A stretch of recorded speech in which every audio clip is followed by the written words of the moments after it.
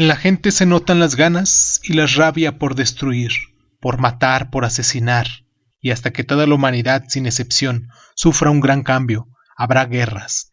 Cuanto sea construido, cultivado y cosechado, será destruido y desfigurado, después de lo cual la humanidad tendrá que empezar desde el principio otra vez. En mayo de 1944, la judía alemana de 14 años, Anna Frank, nos expresaba así por escrito una desesperación que muchos compartían. De todas las criaturas, solo la raza humana parece inclinada a destruir y matar a los de su propia especie.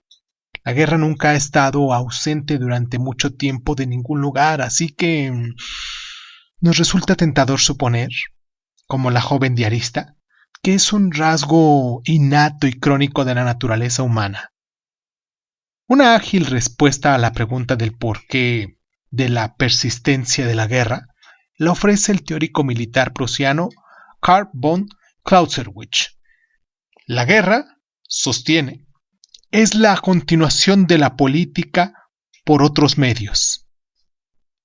Mientras los humanos sean animales políticos sedientos de tierra y otros recursos, habrá discusiones acerca de qué grupo vive, dónde y cuál, e impone a los demás por qué deben hacer.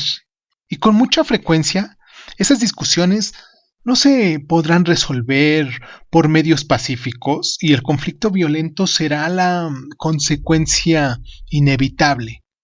Por el contrario, y pese a la experiencia de la historia, otros se han aferrado testarudamente a la esperanza de que es posible un futuro sin guerra, que esta tal vez sea un rasgo cultural, una consecuencia de prácticas sociales que en un principio podrían cambiarse o eliminarse. Hoy aquí en Crónica Lunares hablaremos de la guerra. Nos meteremos de lleno en estos temas que son importantes, muy importante tocarlos, saberlos, como parte de un antecedente para conocer las desventajas de las cuales nos presentan con este tipo de movimientos sociales. Yo soy Irving Sun, esto es Crónica Lunares, como les digo, y pues comenzamos. Cierra los ojos, cierra los ojos, cierra los ojos. Si escuchas que alguien se acerca, no temas, todo estará bien.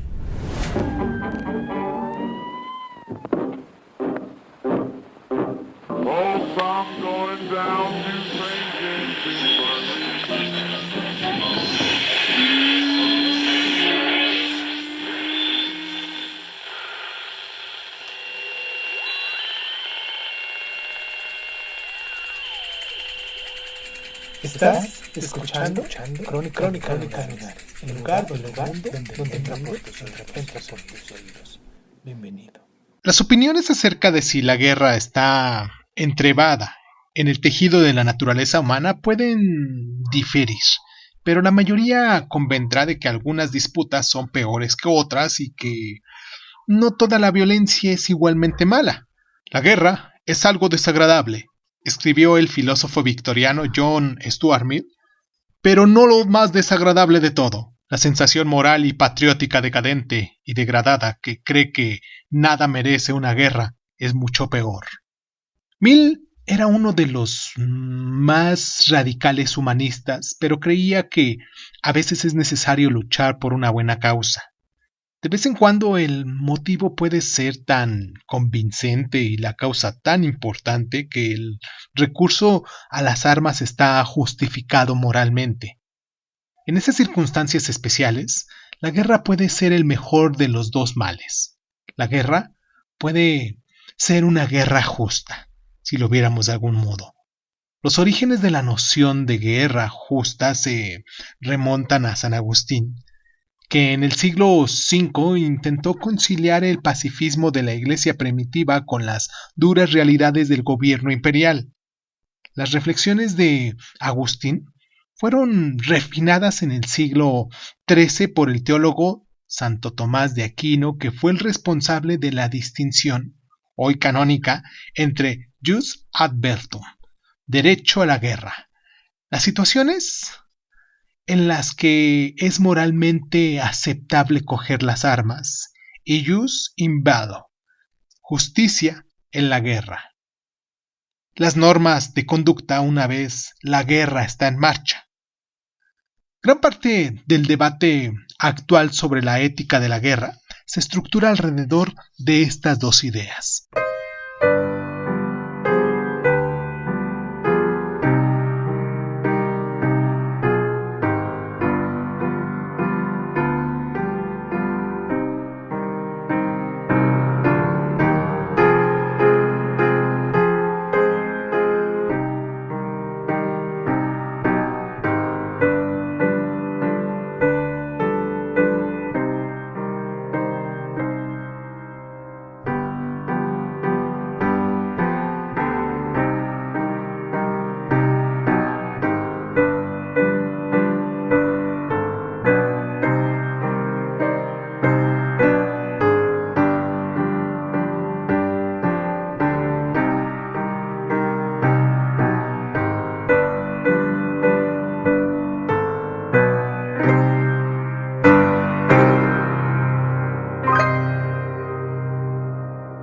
Nunca hubo una guerra buena, ni una paz mala.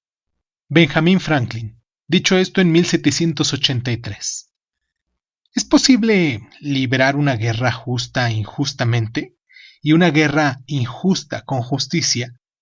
En otras palabras, una cosa es embarcarse en una guerra por las razones correctas y otra comportarse de un modo moralmente decadente una vez que se ha desatado la lucha.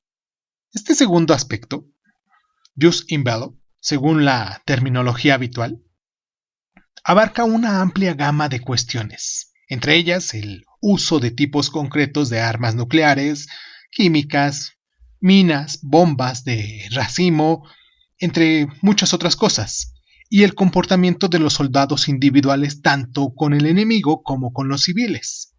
Un punto crucial es que los medios escogidos para lograr un fin concreto deben ser proporcionales. La mayoría, por ejemplo, no consideraría que ningún objetivo militar es lo bastante importante para justificar un ataque nuclear. ¿O sí? Un segundo punto es que los combatientes y los no combatientes deben distinguirse estrictamente. Por ejemplo, se suele considerar inmoral tomar a los civiles como objetivo, por más eficaz que sean en términos militares. El bombardeo aéreo de ciudades tanto por el eje como por los aliados en la Segunda Guerra Mundial se opone, por ejemplo, de este tipo de error ilícito en la discriminación. Vayamos a hacer nuestra pausa. Vamos a recomendarles aquí nuestras plataformas para que ustedes se pongan en contacto con nosotros, para que nos dejen sus mensajes, para que pues nos propongan temas a seguir, para que abarquemos un poquito más sobre esto de la historia política, como hoy lo tenemos en Sabatum.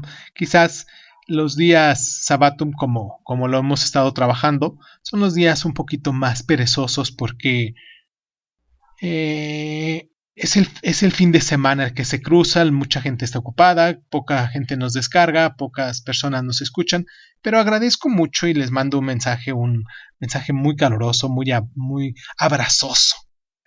Les mando un abrazo muy fraterno de parte de nuestro programa, de toda la gente que hace este programa, a todas las personitas que se toman el tiempo para escucharnos hoy sábado, siendo hoy 30 de abril, Día del Niño, aquí en México y en algunos países de Latinoamérica también.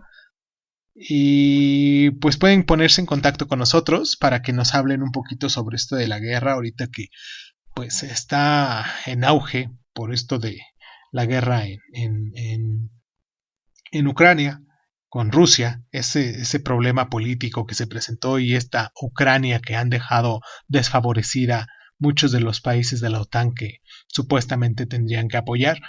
Pero bueno, quizás es el hecho de que si se mete algún otro país mayor o con mayor densidad bélica, pues quizás se haga un poquito más grande este conflicto y a lo mejor es por lo que se están dejando que las cosas se estén enfriando y tratando de extenuar un poquito las pláticas y los congresos que se están teniendo para poder sobrellevar por medio de la política algo que no se está pudiendo llevar en esos diálogos que se tienen en las diferentes naciones o de estas diferentes naciones. Nos pueden encontrar como Crónicas Lunares de Izun en Facebook, en Instagram, en YouTube, y pues nos pueden descargar en las diferentes plataformas. Ustedes ya saben cuáles. En todas las plataformas como Crónicas Lunares de Izun, igual.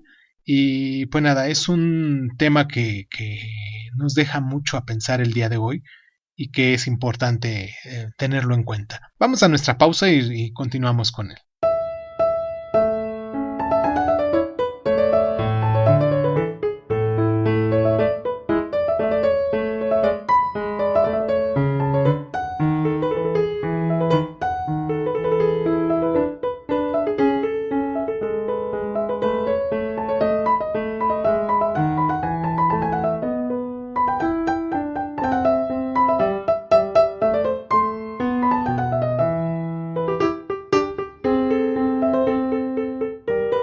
La mayoría de las autoridades coinciden en que deben darse varias condiciones para justificar la guerra. La primera y principal, debe existir una causa justa. En los primeros tiempos solía tratarse de una justificación religiosa. Sin embargo, hoy en día tiende a rechazarse una razón de ese tipo, al menos en el occidente laico, por ser ideológicamente motivada, y los teóricos modernos suelen limitar el alcance de la causa justa a la defensa contra la agresión, sin demasiadas polémicas. Esto nos abarcaría la autodefensa contra una violación de los derechos básicos de un país, un ataque a la soberanía política y a su integridad territorial, y la mayoría lo ampliaría para que incluyeran la ayuda a otro país que padeciera tal agresión. Sin embargo, la causa justa no basta por sí sola. Debe de ir acompañada de la intención correcta. El único motivo justificable de toda acción debe de ser subsanar el daño causado por el acto original de la agresión. La requerida causa justa no puede ser una hoja de parra de algún motivo ulterior, como el interés nacional o la expansión territorial. Una condición añadida es que la decisión para coger las armas solo debe ser tomada por la autoridad competente. Dígase de algún modo, ¿no? Durante la mayor parte de la historia humana, la situación ha sido descrita por el poeta John Dryden, quien, a finales del siglo XVII, declaraba que la guerra es el oficio de los reyes. Sin embargo, menos de 100 años después, la Revolución Francesa había garantizado que el derecho a declarar la guerra correspondía a partir de entonces a la institución u organización del Estado que tuviera el poder soberano. El concepto de autoridad competente plantea por descontado cuestiones delicadas sobre el gobierno legítimo y la relación entre el pueblo y quienes toman decisiones. Por ejemplo, pocos pondrían en duda que los gobernantes nazis de las décadas de 1930 carecían no solo de causa justa, sino también de la legitimidad básica para declarar y librar la guerra, ¿o no?